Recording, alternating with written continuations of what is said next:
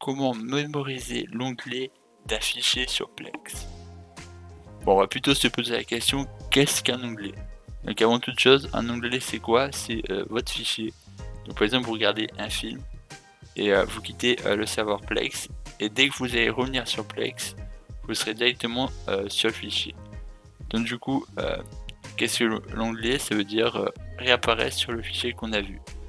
Donc, même si vous n'avez pas compris, je vous invite déjà à vous abonner, liker, activer la cloche, partager et mettre un petit commentaire et je vais pouvoir vous expliquer ça un peu mieux. Donc, si vous n'avez pas compris, on va déjà se rendre sur Plex. Donc là, on double-clique ici, on fait clic droit sur celui qui est en bas, là juste ici. Ensuite, on se connecte. Et là, je vais vous montrer ce que je veux dire. Par exemple, là, on va ouvrir un fichier. Par exemple, celui-ci, imaginons qu'on l'ouvre. Recommencer du début. Voilà, par exemple, là, on va le lire.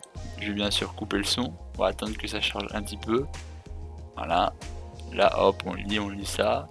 Là, on apparaît ici. Par exemple, à 19, 19, 19, 34. Bon, bien sûr, ça, c'est pas une bonne vidéo parce que ça vient de... On va prendre une vidéo de moi. Voilà. Par exemple, ici, là, sur G, on va prendre une vidéo de Retruck. Voilà. Et là, on va se mettre, par exemple, ici, à 15 secondes. Voilà. Donc là, on est à 15 secondes. Et là, en gros, si je quitte, voilà, je quitte, je reviens sur l'application, enfin sur le serveur. Là, je reviens ici. Et là, vous allez voir, je suis sur la page d'accueil, mais ici, j'ai ça. Donc, du coup, j'ai juste à lever. Et là, je peux reprendre où j'en étais. Donc là, on peut éteindre bien sûr l'ordinateur, on peut éteindre le serveur. Ça marchera tout autant. Donc voilà comment ça fonctionne. Bon là j'ai fait croix, du coup ça ne marchera plus. Mais voilà comment ça fonctionne. En gros c'est pour garder l'onglet. Si vous êtes sur un film, c'est pour éviter de dire alors il était ici, on va faire ça. Ça va être un peu long si on fait comme ça.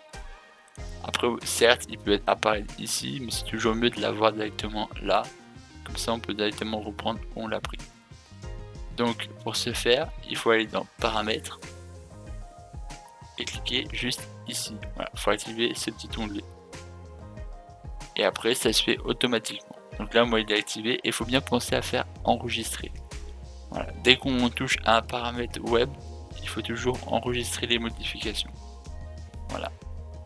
Donc j'espère que cette vidéo a été utile, bénéfique et moi je vous dis à la prochaine. Bye bye et portez-vous bien. Allez, ciao tout le monde. Peace.